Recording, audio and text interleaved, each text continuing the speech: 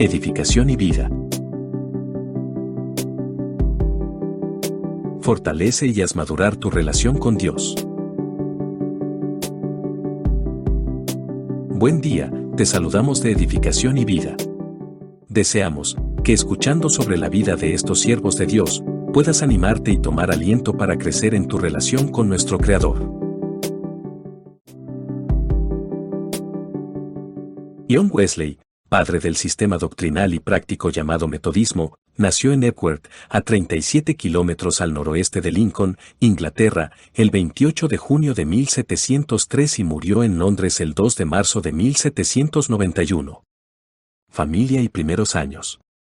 Era el 15º hijo y segundo varón superviviente de Samuel Wesley 1662 a 1735, ministro de la Iglesia Anglicana, quien se casó en 1689 con Susanne, quien era la 25ª hija de Samuel Annesley, siendo luego ella misma madre de 19 hijos. El día y el mes de su nacimiento descansan en su propio testimonio Westminster Mag.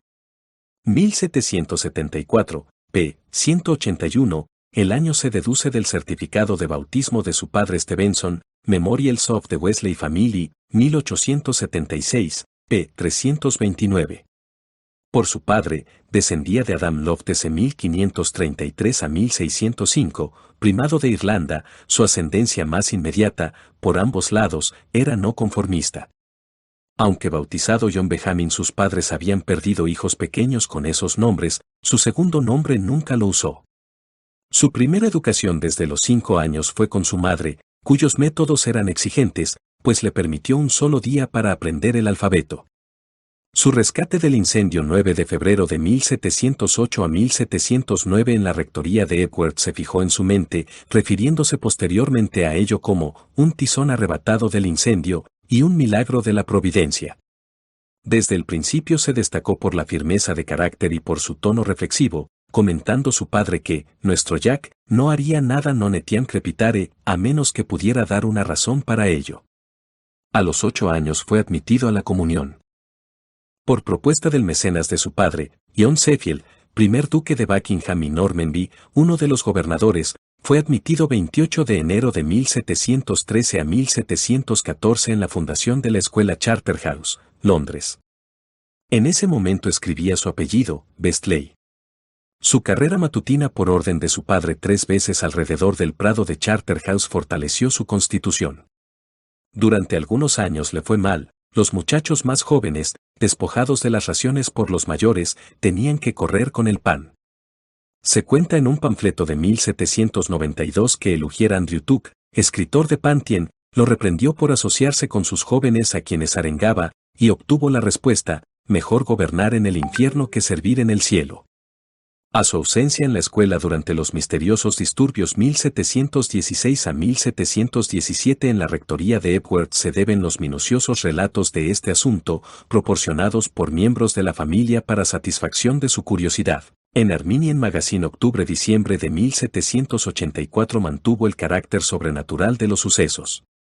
Su hermano Samuel, entonces director de la escuela de Westminster, lo describe 1719 como un buen estudiante y, aprendiendo hebreo, Whitehead, primero. 381. Estudiante en Oxford. El 24 de junio de 1720 Tierman, primero.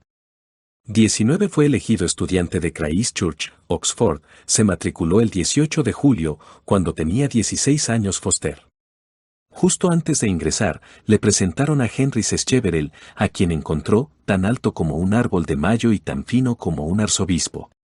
Relata, con gran desprecio, el consejo de Sacheverell, cuya al ser un tipo muy pequeño, volviera a la escuela, Walkley, Anecdotes of the Wesleys, 1870, p. 82. Fue un estudiante diligente y vivaz, muy escaso de dinero. En una carta 17 de junio de 1724 a su hermano Samuel, da una muestra de su versificación en inglés, una insignificancia de latín sobre la pulga favorita de Chloe Westminster Mag, ut sup. La lectura de esa Ofeal and Long Life, de 1724, de George Chaney, sobre el que escribe a su madre 1 de noviembre de 1724, fijó el principio durante toda su vida de una dieta sobria y moderada, para mejorar su salud. Se graduó en 1724. Hasta el año siguiente, no había pensado en recibir las órdenes. Escribe Journal, mayo de 1738, que su padre lo presionó para que lo hiciera. Cuando se decidió por esta vocación, su madre la aprobó calurosamente, aunque tu padre y yo rara vez pensamos igual, carta del 23 de febrero de 1724, y le aconsejó que se dedicara a la teología práctica, como el mejor estudio para los candidatos a las órdenes. Estaba muy influenciado por escritores que inculcaban la religión del corazón, pero los usaba con discriminación. Leyó Imitatio Christi en la versión de Stanhope, y estaba muy enojado con Kempis por ser demasiado estricto. En 1735 publicó una edición revisada de esta versión. Holy Living and Dying de Jeremy Taylor le pareció que inculcaba una falsa humildad. Según Tierman, fue a Charterhouse como santo, pero siendo negligente en sus deberes espirituales, salió de allí como pecador. Encontró dificultades en el artículo anglicano sobre la predestinación y en las cláusulas excluyentes del credo de Atanasio. Su correspondencia sobre estos temas es interesante porque muestra su aferramiento al consejo de su madre y su aborrecimiento por el rígido calvinismo. El 19 de septiembre de 1725 fue ordenado diácono por John Potterse 1674 a 1747, entonces de Oxford. Su primer sermón lo predicó 16 de octubre en South Lake, cerca de Whitney, Oxfordshire. John Morley 1731, rector de Lincoln College, utilizó su influencia para su elección 17 de marzo de 1726 como miembro. Fue un tributo a su elevado carácter, su facilidad para argumentar y su gusto clásico. Su padre escribe con orgullo, mi Jack es miembro de Lincoln. El desarrollo de sus poderes poéticos se muestra en una paráfrasis de parte del Salmo 104, que comenzó el 19 de agosto en Epworth. El 7 de noviembre fue elegido profesor de griego y moderador de las clases.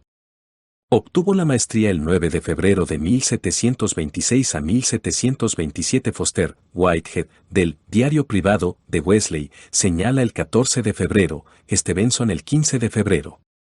Mucho después dio una curiosa prueba de la solidez de su erudición. Warburton, quien lo atacó en 1762, envió el manuscrito de su trabajo a Wesley, quien corrigió las citas clásicas y se lo devolvió Everett, Adam Clarke, 1843, primero. 244. Primeras influencias. En agosto de 1727 se convirtió en coadjutor de su padre, residiendo y oficiando principalmente en Broad, realizando visitas a Oxford, donde fue ordenado sacerdote 22 de septiembre de 1728 por el obispo Potter. Quedó muy impresionado por un dicho de Thomas Hagwood 1746, quien lo examinó, en el sentido de que entrar en el sacerdocio era desafiar a toda la humanidad. Hampson, primero. 113. Visitó Stanton, Worcestershire, la casa de Betty Kirkham quien Martha Wesley, escribiendo el 7 de febrero de 1727 a 1728, llama a su Berenice, hermana de Robert Kirkham. Aproximadamente por esta época la lectura de Christian Perfection y Series Caldelab le proporcionaron una idea sublime de la ley de Dios, resolviendo guardarla interna y externamente, creyendo que en su obediencia hallaría la salvación.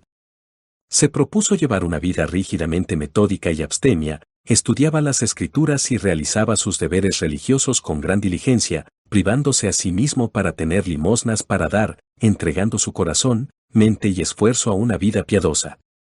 Wesley, en julio de 1732, conoció personalmente a Laven Putney, quien le presentó Teología Germánica y otros libros de la misma clase. Su ruptura con los místicos posteriormente fue completa. A Jacob Boehme lo consideró, grandilocuente. Journal, 4 de junio de 1742 y a Swedenborg un loco y 28 de marzo de 1770. El apodo, metodista. Una amable carta de Morley 21 de octubre de 1729 le amonestaba por su coadjuditoría para que cumpliera con las obligaciones estatutarias de su membresía. Regresó a su residencia en Lincoln College el 22 de noviembre e inmediatamente fue puesto a cargo de 11 alumnos. Encontró a su hermano Charles asociado con otros 2 estudiantes universitarios, William Morgan 1712 a 1732, de Christchurch, un irlandés, y Kirkham antes mencionado de Merton, Los tres ya eran etiquetados como metodistas por sus estrictas reglas de estudio y observancia religiosa, incluida la práctica de la comunión semanal. Al unirse a estos jóvenes metodistas, John Wesley se convirtió naturalmente en su cabeza y dirigió sus planes, recibiendo el apodo de coadjutor del Club Sagrado, un chiste de Merton. La compañía de los metodistas de Oxford nunca alcanzó grandes proporciones. 2 o 3 de los alumnos de John Wesley fueron admitidos a sus reuniones en 1730 y un alumno de Charles, Benjamin Ingham de Queen y Thomas Brout en 1712 a 1777 de Exeter fueron admitidos en 1732, en periodos posteriores del mismo año. John Clayton 1709 a 1773 de Brasenose, con 2 o 3 de sus alumnos, fue admitido, y James Hervey 1715 a 1758 de Lincoln. George Whitefield de Pembroke no fue admitido hasta 1735. Bert Ehrman, Oxford Methodists, 1873. Sus procedimientos fueron atacados en Fox Weekly Journal del 9 de diciembre de 1732, y un forastero publicó un panfleto defensivo, de Oxford Methodists 1732, segunda edición, 1738. Samuel Wesley, el padre, visitó Oxford en enero de 1732 a 1733 para saber lo que estaban haciendo sus hijos, los alentó a perseverar y los ayudó de vez en cuando con sus consejos. El obispo Potter fue amistoso con ellos, aunque irregulares, afirmó que habían hecho bien. Los metodistas de Oxford fueron asiduos en el estudio en 1731, John y Charles Wesley comenzaron una práctica de por vida de conversar entre ellos en latín. Todas las noches se reunían para conversar antes de la cena, ayudaban a los pobres y se ocupaban de la ropa y la educación de los escolares, visitaban diariamente a los presos en el castillo, leían oraciones allí los miércoles y viernes, predicaban los domingos y administraban la comunión una vez al mes. Su religión se basaba en el libro de oración, junto a la Biblia. En cuanto a doctrina valoraban los libros de homilías. No se negaban a divertirse, sería injusto acusar su temperamento de morboso, su filantropía los mantenía en contacto con la vida real, el fuerte sentido de Wesley, su alegría no desdeñaba el juego de cartas, como muestran sus relatos privados, y su conocimiento de la naturaleza humana, daban un tono varonil a su celo. La marcada divergencia de sus carreras posteriores, si bien muestra reacción en algunos casos de un ideal sobrecargado, prueba también que la disciplina del rigor no fue ruinosa para la independencia de las mentes individuales. El propio Wesley era un poco ascético, ser metódico y exacto era para él una parte esencial de la felicidad. Se levantaba a las 4 y a las 5, por la mañana y por la noche, pasaba 1 hora en oración privada. Su diario y sus relatos los mantuvo con constante precisión. Un día a la semana lo dedicaba a la correspondencia amistosa. Su primera publicación fue una pequeña colección de oraciones diarias 1733 para el uso de sus alumnos.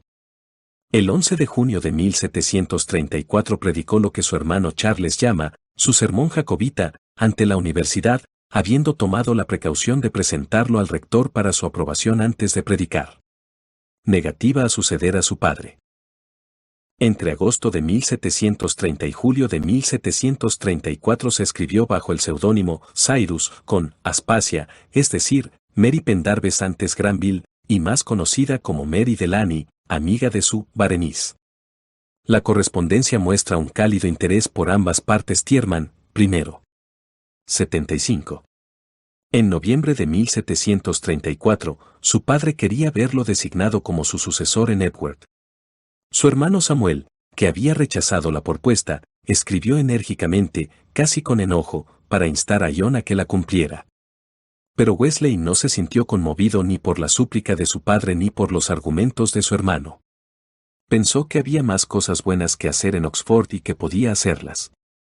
La correspondencia se extendió hasta febrero de 1734, 1735 Priestley, Original Letters, 1791, páginas 17 y 50. Sin embargo, se desprende de una carta del 15 de abril cuando su padre agonizaba que había solicitado la sucesión de Edward. Edmund Gibson, obispo de Londres, fue el obstáculo para su promoción. Tierman, primero. 102. 10 días después asistió en el lecho de muerte a su padre. No se sabe qué alteró su visión de la situación de Oxford, pero su juicio sobre el lugar adecuado para sus facultades debe haber experimentado una revolución, ya que el 18 de septiembre estaba listo para emprender la misión de Georgia, promovida por John Burton, uno de los fideicomisarios de Georgia, la mayoría de los cuales, sin embargo, eran disidentes. Wesley, con su hermano Charles, estaba visitando a James Sutton 1715 a 1795 en Westminster, cuando conoció a Burton, quien le presentó a James Edward Oglethorpe. Su primer sermón improvisado fue predicado en este momento en Ayayobs, Lombard Street, sobre el fracaso de John Hallin. Estancia en América. Los Wesley, con Ingham y Charles Delemet 1714 a 1790, hijo de un magistrado de Middlesex quien fue como criado de John Wesley, se embarcaron para Georgia en el Siemens en Gravesend el 14 de octubre de 1735, aunque el barco en realidad no comenzó su viaje desde Cauce hasta el 10 de diciembre. A bordo iban 26 moravos alemanes, con David Nichman 1696 a 1772, su nuevo obispo 13 de marzo de 1734 a 1735. Wesley enseguida 17 de octubre comenzó a aprender alemán, ya dominaba el francés, el idioma más pobre y mezquino de Europa, y aprendió español en 1737 para conversar con judíos en Georgia. Llegaron a Savannah el 6 de febrero de 1735. Al día siguiente, Oglethorpe presentó a Wesley a August Gottlieb Spangenberg 1704 a 1792, posterior 1744 obispo de Moravia, cuyas preguntas le dieron a Wesley una nueva visión de la importancia de la doctrina evangélica. Durante un mes se hospedó con Spangenberg y sus amigos. La ordenación de Anton Seyfarth como obispo moravo de Georgia, el 28 de febrero, lo impresionó mucho por su sencillez, así como por su solemnidad. Su primera carta a Zinzendorf fue el 15 de marzo de 1736. La misión de Wesley en Georgia duró menos de 2 años, la última parte interrumpida por disputas. Savannah era su cuartel general, pero después de la partida de su hermano pasó mucho tiempo en Frederica y otros lugares. Toda Georgia la consideraba su parroquia. Fue acusado de llamarse a sí mismo 10 de agosto de 1737, ordinario de Savannah, Tierman, I. 157. Ingham partió hacia Inglaterra el 26 de febrero de 1736 con el objeto de traer más ayuda, sin la cual no había perspectivas de evangelizar a los indios. En ese aspecto, los objetivos de la misión no se cumplieron, aunque Wesley hizo algún intento en esa dirección. En otros aspectos, no tuvo éxito en los detalles. La predicación de Wesley se consideraba demasiado personal y su visita pastoral una censura. Su puntillosa insistencia en las cuestiones de uso primitivo, por ejemplo, la inmersión de los bebés en el bautismo y el uso del cáliz mixto, el realizar el culto de la mañana a las 5 y el oficio de comunión con el sermón a las 11, su introducción de himnos no autorizados, su severidad en el asunto de los comulgantes, excluyendo a los disidentes como no bautizados, su participación en una sociedad religiosa privada, provocaron la réplica Guillare Pratistens, Journal, 22 de junio de 1736. Con el propio Oglethorpe, Wesley no tuvo ninguna disputa, y hay que admitir que, en su conjunto, la misión de Wesley en Georgia, breve y turbulenta como fue, impresionó la mente de los hombres con un nuevo sentido de la realidad de la religión. Su primer libro de himnos se publicó en Charlestown en 1737. A su llegada a Georgia, Wesley conoció 12 de marzo de 1735 a Sofia Christiane Hapkey, una muchacha inteligente, sobrina de la esposa de Thomas Costen, magistrado de Savannah. Wesley le enseñó francés, ella se vistió de blanco para complacerlo y lo cuidó durante un ataque febril. Delemet le preguntó si pensaba casarse con ella. Es cierto que le había propuesto matrimonio Tierman, primero. 149 y se ofreció a cambiar su forma de vida para ganar su aceptación, a lo que ella se negó. Wesley, actuando con el espíritu de un moravo, remitió el caso a Nichman y acordó, después de algunas vacilaciones, acatar la decisión de las autoridades móreves, que era que no debía seguir adelante. Moore, primero. 312. La fecha fue probablemente el 4 de marzo de 1736. Tierman, primero. 148. El 8 de marzo, Sofía se comprometió con William Williamson y se casó con él el día 12. Le mostró las cartas de Wesley a su esposo, quien le prohibió que asistiera a su capilla o a su casa en el futuro, Gent. Mac, 1792, primero. 24. Ella estuvo presente en el servicio de comunión el 3 de julio, después de lo cual Wesley, mientras caminaban a casa por la calle, especificó algunas cosas reprobables en su comportamiento. Ella quedó naturalmente indignada. Wesley escribió 5 de julio a Costen insinuando, como claramente explicó al día siguiente, que podría ser su deber rechazar a alguien de su familia a la comunión. Costen respondió enojado que, a menos que fuera él mismo o su esposa, no debería intervenir. El 7 de agosto, Wesley rechazó a la señora Williamson la comunión. Williamson obtuvo la orden 8 de agosto para el arresto de Wesley por difamación, fijando daños en 1,000 libras. El 22 de agosto, el gran jurado por una mayoría de 32-2 encontró apoyo en 10 artículos de acusación, incluidos todos los puntos de uso eclesiástico objetados contra Wesley. Wesley tenía razón al decir que 9 de esos artículos, al ser puramente eclesiásticos, no eran competencia de un tribunal civil. En repetidas ocasiones pidió ser juzgado por el primer artículo, alegando sus comunicaciones con la señora Williamson contrarias a la orden de su esposo. No se llevó a cabo ningún juicio. Oglethorpe estaba en Inglaterra. El 2 de diciembre los magistrados emitieron una orden prohibiéndole salir de la provincia. Partió esa misma noche, dejando atrás Delemet, embarcándose para Inglaterra desde Charleston el 22 de diciembre de 1737 y desembarcó en Deal el 1 de febrero de 1737. Whitefield iba a partir para Georgia. Wesley le escribió para disuadirlo, pero evitó encontrarse con él. El 4 de febrero visitó a Oglethorpe en Londres, y durante la siguiente quincena tuvo entrevistas con los fideicomisarios de Georgia, dando razones de la renuncia a su cargo. Contacto con los moravos en Londres y conversión. El 7 de febrero de 1737 conoció a Peter Boller 1712 a 1775, recién llegado de Alemania, lo llevó a Oxford y a Stanton Harcourt en una visita a John Gambald, y frecuentó su compañía hasta que dejó Inglaterra 4 de mayo. Mantuvo correspondencia con Boller hasta 1775. La capilla Fetterlane, donde Boller fundó 1 de mayo una sociedad religiosa a la que Wesley se unió, fue el escenario del ministerio 1707 a 1728 de Thomas Bradbury y luego fue el lugar de culto no conformista más antiguo de Londres.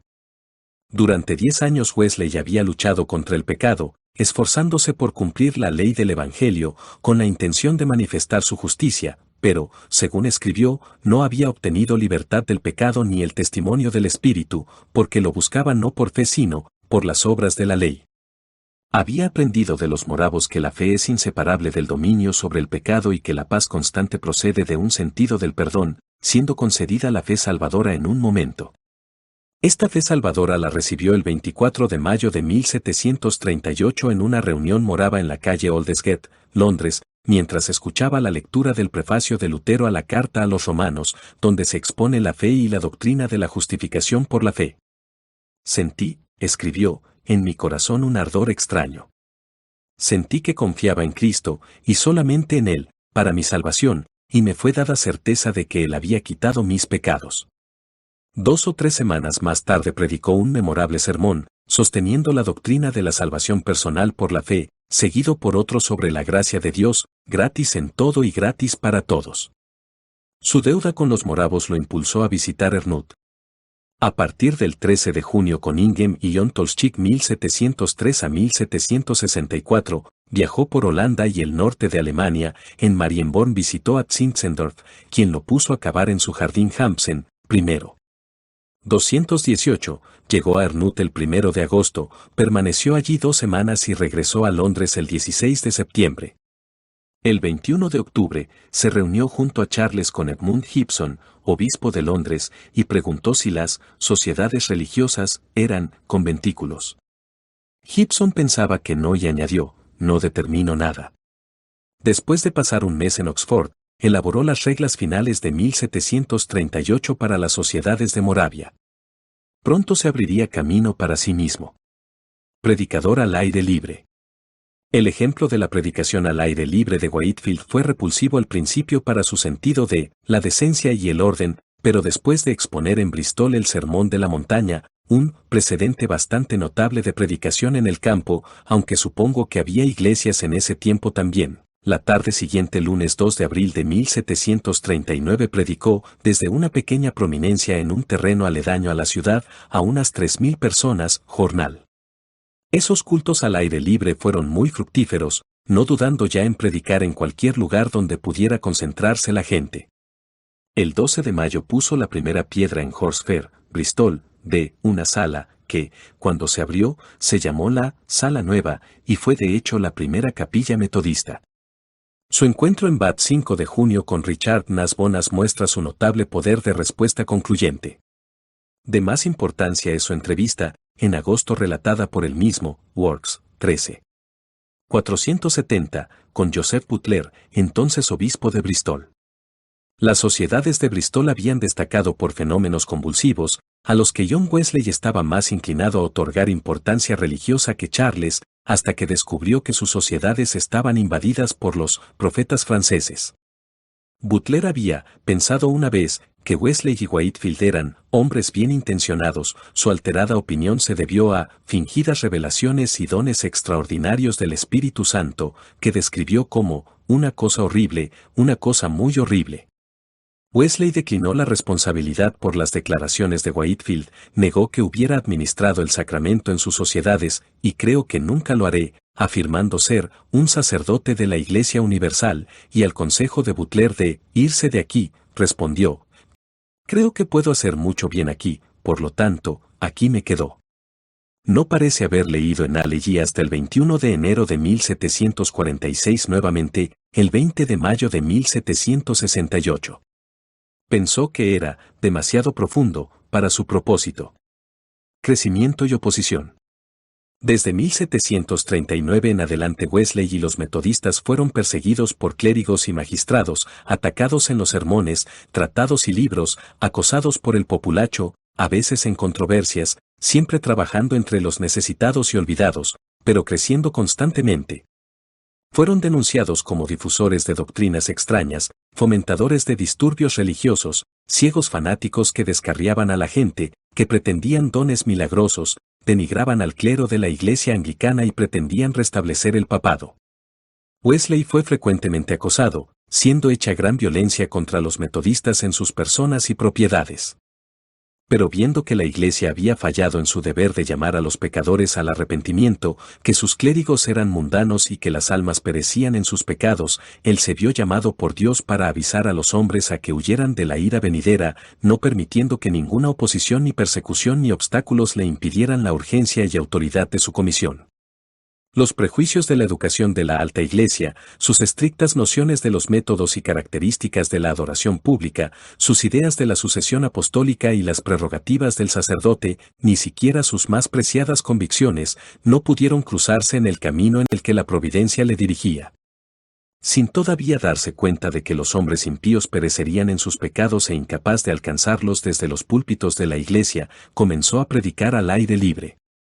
El 11 de noviembre de 1739, Wesley predicó por primera vez en Foundry, un edificio gubernamental en desuso durante mucho tiempo para fundir artillería de bronce en Windmill Hill, posterior Tabernacle Street, Finsbury Square, Londres. Después compró la ruinosa estructura por 115 libras, la reparó y amplió, y durante una generación fue la sede del metodismo en Londres, hasta que fue reemplazada por la apertura 2 de noviembre de 1778 de la capilla de City Road, reabierta después de la reconstrucción, 1899. Un poco más tarde, el 24 de diciembre de 1739, C.F. Journal y Wesley, Ernest Appeal, 1743, fue el origen de la Sociedad Unida, formada especialmente por el propio Wesley, que constaba primero de 8 o 10 personas, que acordaron reunirse todos los jueves por la noche. A partir de esta fecha 1739 Wesley suele contar la formación de las sociedades metodistas, aunque a veces a partir de la Sociedad de Oxford 1729. Que había sido seguida por la Sociedad de Savannah abril de 1736 y por la Sociedad de Fetterland en 1738, con sus ramificaciones en Bristol y otros lugares. La separación de Wesley de esta última organización se debió al surgimiento en ella de un espíritu de quietismo opuesto a los medios externos de crecimiento religioso. Fue excluido de la capilla de Fetter Lane el 16 de julio de 1740, se retiró de la sociedad el 20 de julio y trasladó su propia sociedad a Foundry el 23 de julio. Sin embargo, no fue hasta agosto de 1745 que, mediante un anuncio en el Daily Advertiser, Hutton, actuando por orden de Zinzendorf, declaró formalmente que los moravos no tenían nada que ver con Wesley. Le harían nuevas propuestas al año siguiente. Ruptura abierta con el calvinismo. Así separado de sus amigos moravos, procedió a disociarse del calvinismo. Su padre fue de línea arminiana, pero John resolvió la cuestión por sí mientras estuvo en el colegio, declarándose fuertemente contrario a las doctrinas de la elección y la reprobación. Whitefield se inclinaba al calvinismo. En su primera gira por América abrazó las ideas de la Escuela de Nueva Inglaterra sobre el calvinismo y cuando Wesley predicó su sermón sobre la gratuidad de la gracia atacando la predestinación como blasfema, por representar a Dios peor que el diablo, Whitefield le rogó 1739 que no repitiera o publicara el sermón. Él rehuía una disputa o discusión. Prediquemos, dijo, la salvación gratuita para todos, pero guardando silencio sobre la elección. El sermón de Wesley se publicó y entre las réplicas hubo una de Whitefield, escrita el 24 de diciembre de 1740 y publicada en marzo de 1741 a pesar de la protesta de Charles Wesley. La separación se produjo en 1741. Wesley escribió al respecto que los que sostienen la redención universal no deseaban la separación, pero los que defienden la redención particular no quieren oír hablar de ninguna acomodación. Whitefield, Harris, Sennick y otros fueron los fundadores del metodismo calvinista galés, fundado 1738 por Howell Harris. Wesley asistió a su conferencia en enero de 1745, estando asociada a la Conexión, fundada alrededor de 1756 por Selina Hastings, condesa de Huntingdon. Así que ahora había dos tipos de metodistas, Wesley, Works, octavo. 335. Wesley y Whitefield se reconciliaron personalmente en 1742, en enero de 1749 a 1750 llevaron a cabo cultos juntos. El sermón fúnebre de Whitefield, según su propio deseo, fue predicado por Wesley. La ruptura con Hervey no se produjo hasta 1755. La controversia con el calvinismo se reanudó, en una forma muy aguda, debido al mordaz resumen de Wesley marzo de 1770 de las posiciones de Agastes Manteg y Toplady, que originalmente se había puesto de su lado. La extrema virulencia de Toplady en respuesta hizo que Wesley después de 1771 lo dejara en manos de Walter Selen, pero el escrito más poderoso de la parte de Wesley estuvo en Checks to Antinomianis en 1771 a 1775, de John William Fletcher o de la Fletchere. La disputa se prolongó, con rasgos miserables, hasta la muerte de Toplady, unos meses antes de que Wesley fundara 1 de enero de 1778 Arminian Magazine como órgano de su enseñanza. Calvinistas moderados, como Charles Simeón, nunca tuvieron ninguna disputa con Wesley Tierman, III. 510. Predicación laica. Apartado de los aliados calvinistas y moravos, Wesley desarrolló gradualmente la organización de su propio movimiento. Viendo que él y unos pocos clérigos que le ayudaban no podían hacer la obra que tenía que ser hecha, se sintió guiado a principios de 1739 a aprobar tácitamente la predicación laica, siéndoles permitido predicar y realizar tarea pastoral a hombres que no habían sido ordenados. De manera que una de las principales características del metodismo, a la cual debe mayormente su gran éxito, fue adoptada por Wesley en respuesta a una necesidad. Su primer predicador laico fue Joseph Humphreys, en 1738 Wesley, Works, 4. 473, quien se unió abril de 1741 al lado calvinista. El siguiente fue John Sennick 1718 a 1755, quien dirigió 6 de marzo de 1740, el primer cisma en la historia metodista, Tierman, I. 345. Naturalmente, estos fracasos hicieron que Wesley fuera cauteloso. Sobre Thomas Maxfield 1783 le escribe a su hermano Charles 21 de abril de 1741, no tengo claro que el hermano Maxfield no deba enseñar en Graham Lane, tampoco puedo prescindir de él. Whitehead I. 60 cuenta un relato de Wesley actuando según el juicio de su madre al tolerar a un predicador laico, Moore I. 506 dice que Maxfield, que dejó a Wesley el 28 de abril de 1763, fue arrastrado por el fanatismo milenarista de George Bell. Al formar gradualmente una fuerte cuadrilla de predicadores misioneros laicos, Wesley estaba trabajando inconscientemente en las líneas de Baba C. Powell y George Fox 1624-1691. Pero sus predicadores debían ser comulgantes de la Iglesia anglicana y sus predicaciones no debían tomar el lugar de los cultos de la Iglesia, sino ser, como los sermones en la Universidad, Minutes, 1766. La propia actividad de Wesley en el ministerio itinerante sería inusual si no fuera por el ejemplo de Fox. Las reuniones de clase comenzaron en Bristol 15 de febrero de 1741 a 1742 por sugerencia del capitán Free y principalmente como un medio de recaudar fondos, 1 centavo a la semana, para saldar una deuda de la capilla. Wesley percibió de inmediato el germen de una organización para la inspección moral y espiritual. El sistema de clases se amplió a Londres el 25 de marzo. Los tickets de la sociedad, renovables trimestralmente, se emitieron por primera vez. Se tuvo cuidado constante para expulsar a los miembros indignos, el proceso actuó como un freno al rápido crecimiento de las sociedades, el número, dijo Wesley, es una circunstancia insignificante, Jornal, 25 de junio de 1744. Dos sermones notables pertenecen a este periodo.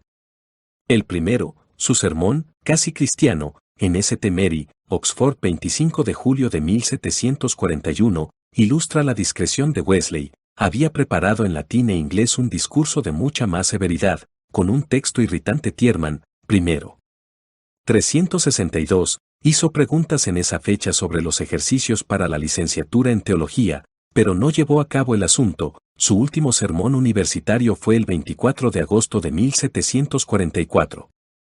El otro, en Epworth, en la noche del 6 de junio de 1742, fue predicado cuando John Ramley, el coadjutor, lo excluyó de la iglesia de pie sobre la lápida de su padre, y fue el primero de 4 discursos pronunciados en las mismas circunstancias. Creación de la primera conferencia metodista. En 1743 Wesley abrió 2 capillas adicionales en Londres, una 29 de mayo en West Street, Charing Cross Road, anteriormente protestante francesa. Esta fue la sede de la obra metodista en West End hasta 1798, la otra 8 de agosto en Snowfields, Bermondsey, antes arriana. En todas sus capillas, hombres y mujeres se sentaban aparte, destacaban por su canto rápido, sin acompañamiento de órgano. La primera conferencia o conversación metodista 25 al 30 de junio de 1744 se llevó a cabo en Foundry por los Wesley, otros 4 clérigos, 3 de ellos con beneficio y 4 predicadores laicos, de los cuales solo uno, John Downes 1774, se mantuvo constante en el metodismo. Con la institución de esta conferencia Wesley consolidó su movimiento y proporcionó una válvula de escape para las divergencias de opinión. La elección de los invitados a la consulta recaía en él, y conservaba un poder de dirección sin control. El método de resolver asuntos mediante respuestas a las preguntas se había previsto en el organismo cuáquero, del que aparentemente Wesley no sabía nada. La doctrina cuáquera, como se enseña en Apology de Berkeley, le repelía 1748 por su falta de sacramentos y sus reuniones silenciosas. Sin embargo, había reimpreso 1741 extractos de Berkeley sobre la predestinación. Esta primera conferencia inició la división del país en circuitos metodistas. En 1746, para que los predicadores pudieran trabajar más sistemáticamente y las sociedades recibirán sus servicios más regularmente, Wesley designó ayudantes para circuitos definidos, incluyendo cada uno de ellos al menos 30 nombramientos mensuales. Creyendo que su utilidad y eficacia se incrementarían al ser cambiados de un circuito a otro cada año o 2, estableció el itinerario, insistiendo que los predicadores se sometieran a sus reglas.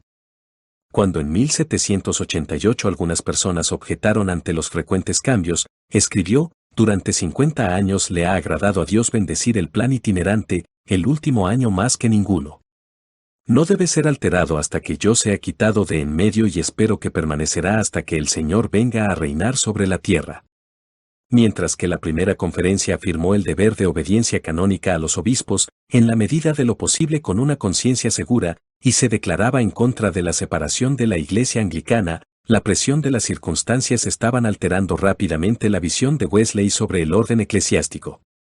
En la segunda conferencia Bristol, 1 al 3 de agosto de 1745 se afirma claramente que Wesley puede ser llamado obispo o supervisor de todas las congregaciones reunidas por él como predicador del Evangelio, Minutes, 1862, primero. 26-27.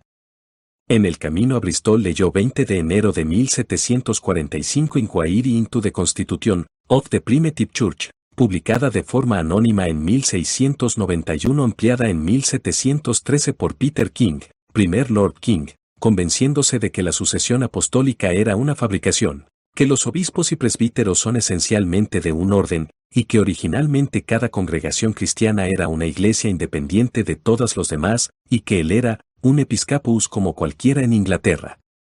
Algunos años más tarde el Irenicon de Stillingfleet le hizo renunciar a la idea de que Cristo o sus apóstoles habían prescrito alguna forma de gobierno, declarando válida la ordenación hecha por un anciano. En su notable correspondencia mayo de 1745 a febrero de 1748 con John Smith, es decir, Thomas Secker, cuya actitud contrasta curiosamente con la de George Lavington un poco más tarde, trata a todo el orden eclesiástico como subordinado a las necesidades espirituales. Works, 12. 75. Toda la correspondencia está en Moore, volumen 2. Ap. Noviazgo frustrado. Wesley había publicado en 1743 Thoughts on Marriage and Celibacy, dando preferencia al celibato. Su opinión fue modificada por una discusión en la conferencia de junio de 1748. Enfermo en agosto siguiente en Newcastle on Tyne, Grace Murray lo cuidó durante 4 días, entonces a cargo de su casa de huérfanos. Grace, nacida el 18 de enero de 1715 a 1716 y muerta el 23 de febrero de 1803, hija de padres pobres, Robert 1740 y Grace Norman, se había casado 13 de mayo de 1736 con Alexander Murray, marinero, ahogado en 1742. Wesley le propuso matrimonio y ella no se negó. La llevó consigo en sus viajes misioneros por Yorkshire y Devonshire, y la dejó en Cheshire con uno de sus predicadores, John Bennett, muerto el 24 de mayo de 1759, a los 44 años, con quien ella se comprometió en 1 o 2 días. Habiéndola convencido de que este compromiso no era vinculante, Wesley en abril de 1749 la llevó a Irlanda, la empleó allí en trabajos religiosos, y antes de salir de Dublín en julio se comprometió con ella, quien reanudó la correspondencia con Bennett en un infundado ataque de celos por una tal Mary Francis, y durante algunas semanas, mientras acompañaba a Wesley en sus viajes, estuvo intermitentemente con Bennett. Wesley, al enterarse y convencido por Grace que lo amaba más, le dijo que no la abandonaría ni consentiría un matrimonio inmediato. El 7 de septiembre le escribió a Bennett, afirmando que Grace era suya. Envió una copia de la carta a Charles Wesley, quien de inmediato intervino, pidiendo ayuda a Whitefield, quien parece haber actuado en contra de su propio juicio, como le expresó a Wesley. Pero la señora Murray, aunque, a petición suya, el compromiso de Dublín con Wesley había sido renovado ante testigos el 20 de septiembre, se casó con Bennett en St. Andrew, Newcastle, el 3 de octubre de 1749. Wesley se encontró con la pareja en Leeds el 6 de octubre, no volvió a ver a la señora Bennett hasta 1788, en compañía de Henry Moore 1751 a 1844, quien quedó muy favorablemente impresionado por ella. Adit. MS 7119, con las correcciones de autógrafos de Wesley, impreso en Narrative of a Remarkable Transaction in the Early Life of John Wesley de Oak, 1848, C. Wesley, Jornal, primero. 225, Moore, segundo. 171, Bennett, Memoirs of Mrs. Grace Bennett, 1803. La aguda decepción de Wesley también se plasmó en versos, escritos el 8 de octubre e impresos por primera vez por Moore. La copia en Adit. MS 7119 tiene 4 estrofas adicionales. Matrimonio. Wesley tuvo la simpatía de Vincent Perronet, quien lo convenció de que debía casarse. Habiendo alcanzado esta convicción el 2 de febrero de 1750, no perdió tiempo en actuar en consecuencia. Su elección fue Mary Basseye, una dama 7 años menor que él, originalmente sirvienta doméstica, ahora viuda de Anthony Basseye muerto en 1747, comerciante de Londres, con una fortuna de 3.000 libras, de la cual solo tenía un usufructo vitalicio. Ella tenía 4 hijos, el menor Noah con menos de 5 años. Charles Wesley la había conocido a través de Edward Perronet y había sido su invitado. Del partido nunca tuvo la menor sospecha. C. Wesley, Journal, 2. 78. El 9 de febrero se ejecutó un acuerdo matrimonial, asegurando la propiedad de la señora Basseye para su uso exclusivo. El domingo 10 de febrero, Wesley se torció el tobillo y pasó el resto de la semana bajo el techo de la señora Basseye en Threadneedle Street, en parte escribiendo una gramática hebrea. El 4 de marzo todavía no podía caminar, predicó de rodillas, pero el 18 o 19 de febrero se casó con la señora Basseye, se dice, por Charles Manning, vicario de Hayes, Middlesex, siendo su hermano Charles, uno de los últimos que supo de su infeliz matrimonio, Ib II. 79. Moore habla de la señora Wesley como, bien calificada, para su puesto. Ella estuvo de acuerdo en que su marido no debía relajar ninguna de sus labores y durante 4 años solía acompañarlo en sus viajes, viajando con él en su segunda visita a Escocia en 1753. Tenía mal genio y las costumbres de Wesley eran difíciles. Consciente de la pureza de su intención, él se escribía con sus mujeres ayudantes con una familiaridad de la que su esposa se resentía profundamente. Esto se ha atribuido a los celos, pero puede interpretarse como una desconfianza razonable hacia las mujeres, a las que ella conocía mucho mejor que él. Cuando Wesley nombró a Sarah Ryan 1724 a 1768 su ama de llaves en Kingswood, y le confió dirigiéndose a ella como su afectuoso hermano, sus penas domésticas, su esposa, al encontrar a la señora Ryan presidiendo la mesa del comedor de los predicadores, se refirió el hecho de tener 3 maridos vivos, de 3 nacionalidades distintas en términos poco elegantes pero exactos. La grave violación comenzó en septiembre de 1755, cuando la señora Wesley abrió un paquete de cartas de su marido, enviadas para su entrega no a través de ella, sino a través de Charles Perronet. El hecho de que utilizó la violencia, tirando a su marido del pelo, se basa en el testimonio de Hampson, 127, Tierman, Segu. 110. Charles Wesley resultó ser un intermediario de lo más ineficaz. La señora Wesley tenía celos por la posición de su esposo y contrastó su labor con la relativa facilidad de Charles Watson, p. 260. Las cartas que Wesley le enviaba están llenas de excelente sentido común, pero muestran una fatal falta de simpatía. En su testamento de 1768 la nombró su legataria residual. Su conocido, non revocabo, 23 de enero de 1771, cuando lo dejó por su hija casada en Newcastle, no fue el final de su relación. En julio de 1772 regresó, participó en su trabajo misionero y finalmente no lo abandonó hasta 1776. Luego se le acusa de publicar extractos confusos de sus cartas para dañar su reputación. Tierman, 3. 233. El relato manuscrito del episodio de Grace Murray llegó a través de su hijo Noah Naphtali Hart, quien lo poseía en 1788, y lo legó 1829 al Museo Británico. Murió el 8 de octubre de 1781 y fue enterrada en el cementerio de St. Giles, Camberwell. Su lápida ha desaparecido, habiendo un camino ensanchado que pasa sobre su tumba. Por su testamento fechado el 4 de septiembre de 1779 dejó a Wesley un luctuoso anillo de oro, en señal de que muero de amor y amistad hacia él. Su última referencia a ella en una carta del 25 de julio de 1788 no es descortés. Las hijas de la hija casada de Mary se mencionan en el testamento de Wesley como mis queridas nietas. Su matrimonio supuso la renuncia 1 de junio de 1751 a su membresía en la universidad. De su sociedad nunca recibió más de 30 libras anuales y parte de sus gastos de viaje Tierman, III. 615, pero los ingresos que obtenía de sus publicaciones eran en ese momento considerables y los gastaba todos en propósitos religiosos y caritativos. Por la venta de libros y folletos baratos para la gente, dice 1789, sin saberlo me hice rico. Cuando pensó que se estaba muriendo en 1753 y escribió su propio epitafio, hizo hincapié en no irse después de que sus deudas estuvieran pagadas. Sus donaciones benéficas a menudo excedían las 1000 libras anuales Tierman, III. 616. Tareas de evangelización. Su diario de viajes misioneros serviría como guía para las Islas Británicas y está repleto de incidentes especiales e imágenes gráficas de la vida y los modales.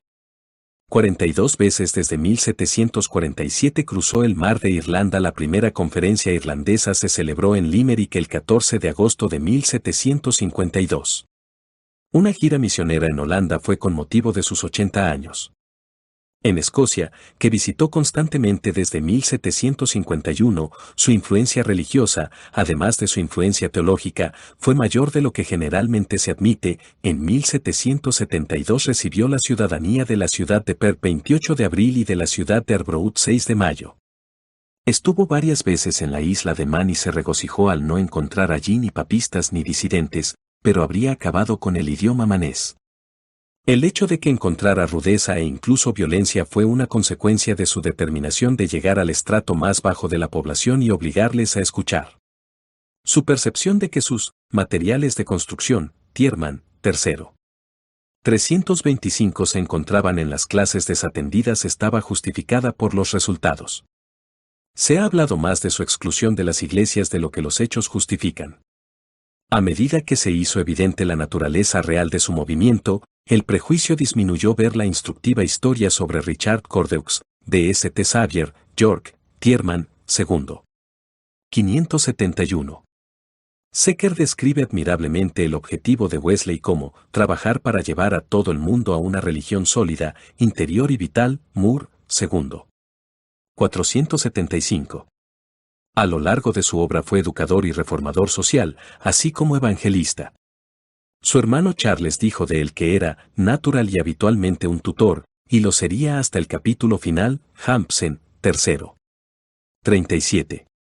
Encontró más provecho en los sermones sobre el buen carácter o las buenas obras, que en lo que vulgarmente se llaman sermones del Evangelio, Works, 13. 34.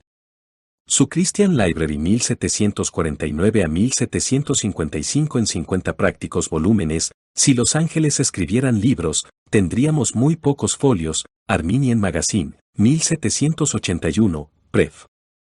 Fue la flor innata de la teología práctica inglesa. Con asombrosa aplicación y versatilidad, proporcionó a sus seguidores manuales de historia, civil y religiosa, física, medicina, filología, incluido el mejor diccionario de inglés del mundo, resumiendo a Milton para adaptarlo a su capacidad y condensando para su uso una novela, The Full of Quality 1766, de Henry Brooks 1703 a 1783. Los matrimonios, la vestimenta, la dieta y los arreglos sanitarios de su comunidad fueron asuntos de su constante vigilancia, junto con el cuidado de los pobres, un sistema de préstamos para los que se esfuerzan, provisión para huérfanos, institución de escuelas dominicales de las que fue uno de los primeros seguidores de Robert Trax. Debe reconocerse que, con la excepción de Thomas Traian, ningún educador tuvo un peor sistema con los niños. No debían jugar ni llorar. Gordon, Christian Developments, 1853, p. 110, Traian no los dejaba ni siquiera reír. El Tratado de Medicina de Wesley, Primitive Physic, fue publicado en 1747, alcanzando su 20ª edición en 1781 y su 36ª en 1840.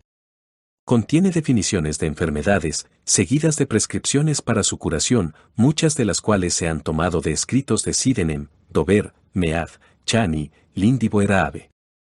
El único remedio eficaz para la fiebre, la corteza de chinchona, se omite por ser extremadamente peligroso, mientras que se prescriben cebollas, hierba cana, incienso y aquilea. En la edición de 1760 y en adelante se recomienda el uso de la electricidad en varias enfermedades. Hacia 1763 Wesley era prácticamente el único clérigo itinerante y la necesidad de una provisión clerical para sus sociedades comenzó a sentirse agudamente. Sus predicadores laicos estaban listos para la separación ya en la conferencia de 1755. La celebración de la Eucaristía por predicadores laicos ya había comenzado en Norwich en 1760, mientras Wesley estaba en Irlanda. Antes, le dijo a Charles 19 de octubre de 1754, en efecto, ya hemos ordenado, y estaba inclinado a imponer las manos, Tierman, II. 202. Maxfield, que dejó Wesley en 1763, había sido ordenado por William Barnard, obispo de Derry, para ayudar a ese buen hombre, para que no tenga que trabajar hasta la muerte. Jornal, 23 de abril de 1763. Su lugar como asistente de Wesley en Londres fue ocupado por John Richardson, un coadjutor de Sussex. En abril de 1764 Wesley proyectó en vano una unión del clero metodista, los calvinistas se mantuvieron al margen. En y alrededor de noviembre de 1764, Wesley obtuvo la ordenación para varios de sus predicadores de un cierto Erasmes, obispo de Arcadia en Creta, de cuyo carácter episcopal tenía abundantes credenciales irreprochables. Works, 432. Erasmes no sabía inglés y sus candidatos no sabían griego. No se dice si Erasmes los ordenó al sacerdocio, es cierto que dos de ellos, John Jones y Lawrence Caglen, al dejar a Wesley, fueron nuevamente ordenados por el obispo de Londres. Toplady y Rowland Hill 1744 a 1833 afirmaron que Wesley le había pedido a Erasmes que lo consagrara obispo pero fue rechazado, una declaración negada por Wesley Alivers, Letter to Toplady, 1771, p. 50. Mucho más tarde 20 de septiembre de 1788 escribe, los hombres pueden llamarme bribón o loco, granuja o bellaco, y estoy contento, pero nunca, con mi consentimiento, me llamarán obispo. Works, 13. 71. Sin embargo, consideró 8 de junio de 1780 que tenía tan buen derecho a ordenar como a administrar la cena del Señor. Works, 12. 137. Sin embargo, en agosto de 1780 hizo una segunda solicitud a Robert Loud o Laud para la ordenación de un predicador para América, siendo rechazada porque el candidato no era un erudito clásico. Dos miembros del clero de Lady Huntingdon Wills y Taylor, después de haber sido procesados por irregularidad, se separaron de la iglesia anglicana y celebraron una ordenación pública el 9 de marzo de 1783. Wesley debe haber sentido fuertemente la presión de este ejemplo. Ordenaciones ministeriales. El 28 de febrero de 1784 ejecutó la escritura de declaración, que fue inscrita en la Corte de la Cancillería y constituye la Carta del Metodismo Wesleyano y el comienzo de su historia moderna. Su objeto era establecer los usos de las capillas metodistas 359 en número después de la muerte de Wesley y su hermano, y para este propósito crear una conferencia legal, limitando su número a 100 predicadores seleccionados de 192, y definiendo sus poderes y procedimiento. En esta medida, el principal asesor de Wesley fue Thomas Coke, a quien conoció por primera vez en 1776. La limitación y selección de los 100 legales fue un acto del propio Wesley, que anuló el juicio de Coke.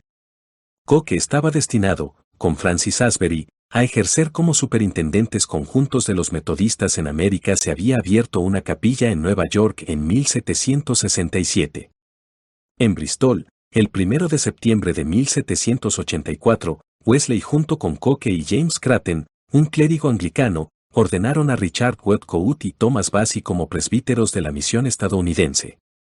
El 2 de septiembre, Coke, en presencia de Craten y otros, fue apartado como superintendente por la imposición de las manos de Wesley certificado en Drew, Life of Coke, 1817, p. 66.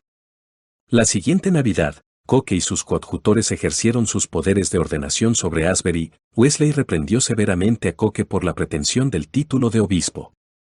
El 1 de agosto de 1785 Wesley apartó a John Posen, Thomas Hanby y Joseph Taylor para Escocia. En la conferencia de 1786, Joshua Kitley y Charles Atmore fueron apartados para Escocia, William Warrener para Antigua y William Hamid para Terranova.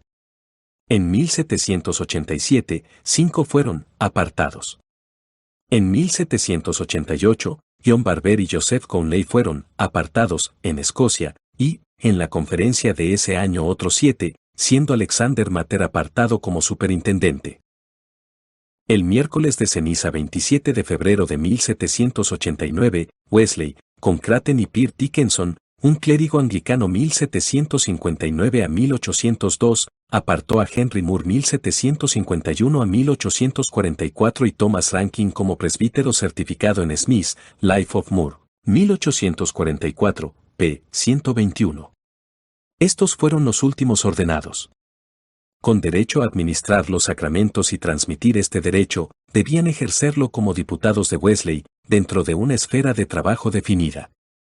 Cualquier cosa que se haga en América y Escocia, escribió Wesley en 1786, no es una separación de la Iglesia de Inglaterra, Tierman, III. 442, un argumento inaplicable a los 3 últimos casos.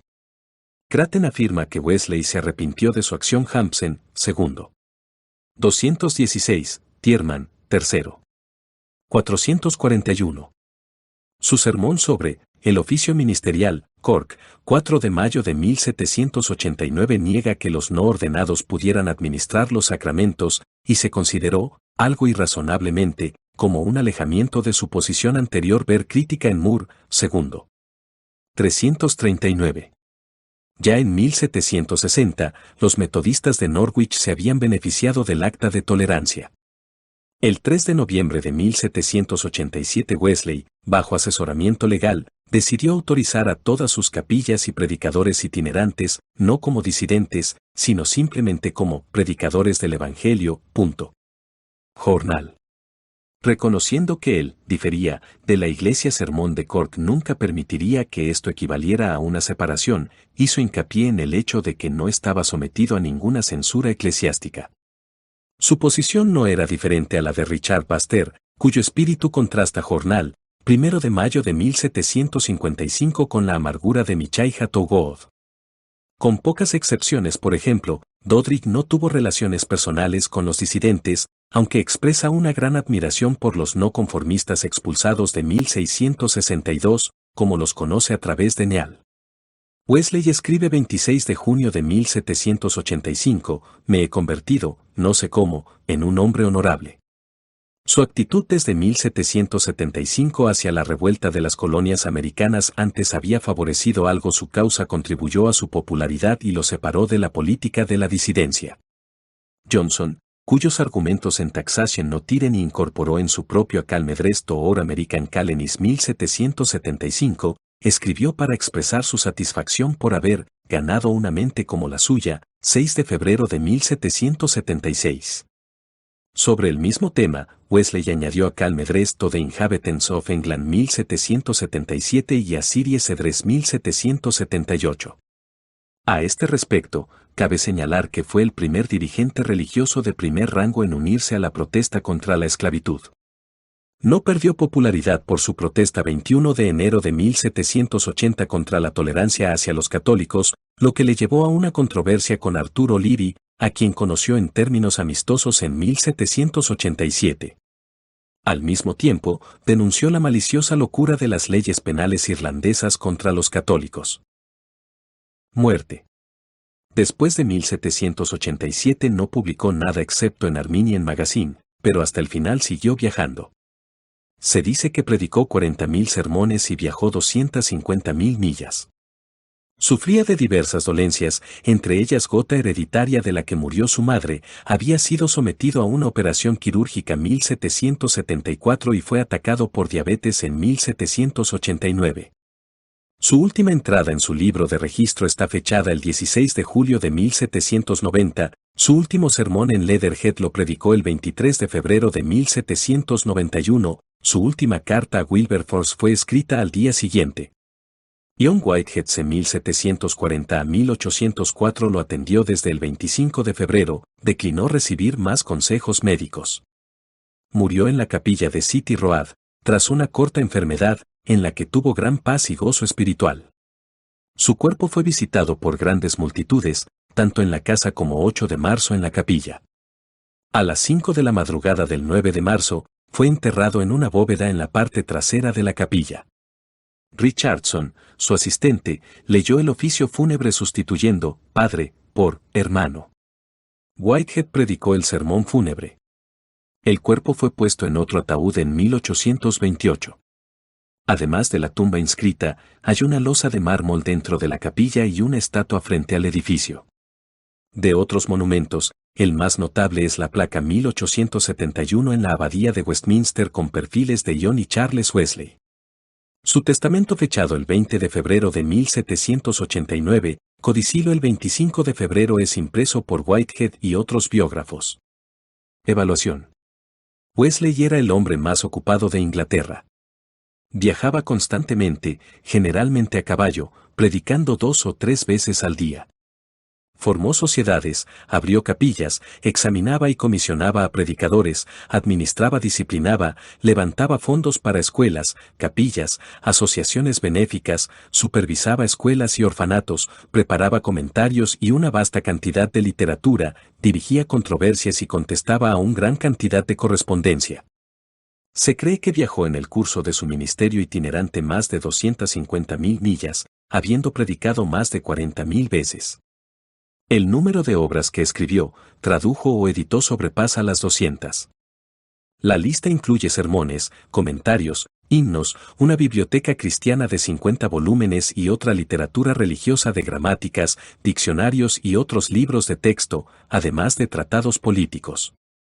Se dice que recibió no menos de 20.000 libras por sus publicaciones, aunque él usó poco para sí mismo. Murió pobre. Vivía simple y metódicamente y nunca estaba ocioso.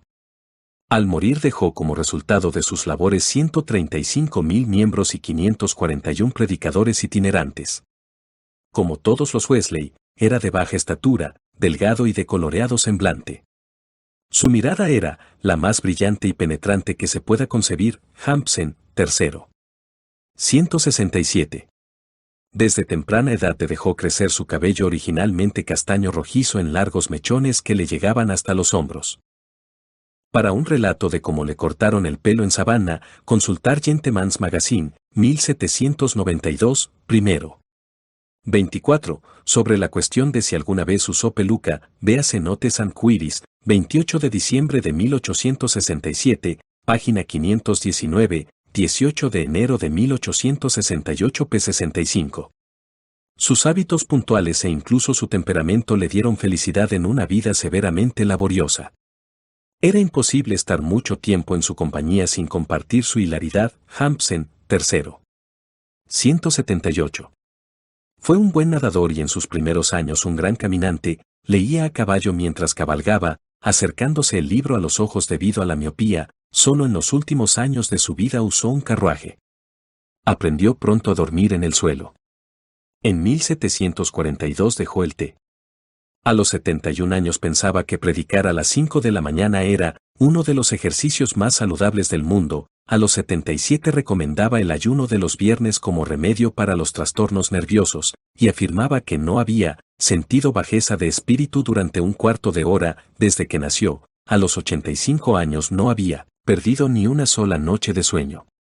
De su predicación hay interesantes notas de Horace Walpole 10 de octubre de 1766, quien pensaba que era un actor tan evidentemente como Garrick. Sir Walter Scott, quien lo escuchó en 1782, habla de sus sermones, demasiado coloquiales, pero con muchas historias excelentes, y Henry Crabb Robinson describe un impresionante cuadro de su predicación en Colchester octubre de 1790, sostenido en el púlpito por 2 ministros. En sus servicios ordinarios, rara vez predicaba más de 20 minutos, tomando su texto del Evangelio o de la epístola del día. Su asunto, según el testimonio personal de Henry Moore, era muy desigual. Carta inédita, Hampson, III. 169. Johnson, quien le presentó a Boswell pensando que los hombres dignos y religiosos deberían conocerse, da testimonio de su capacidad de conversación, y se lamenta de que nunca tenía tiempo libre.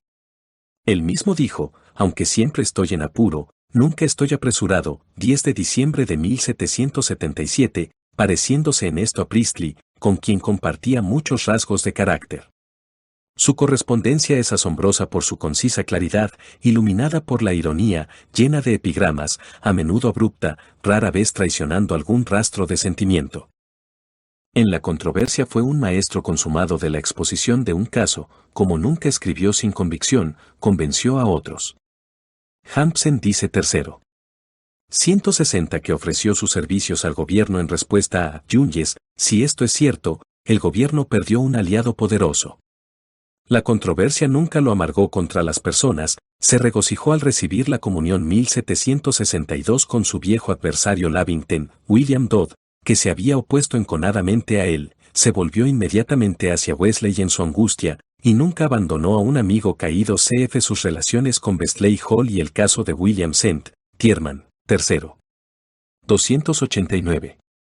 Sus prejuicios eran más vívidos que fuertes, porque su mente se abría a los hechos con la mayor disposición. Cuando era joven, estaba seguro de todo, pero en unos pocos años no estaba ni la mitad de seguro de la mayoría de las cosas. London Magazine, 1765, p. 26.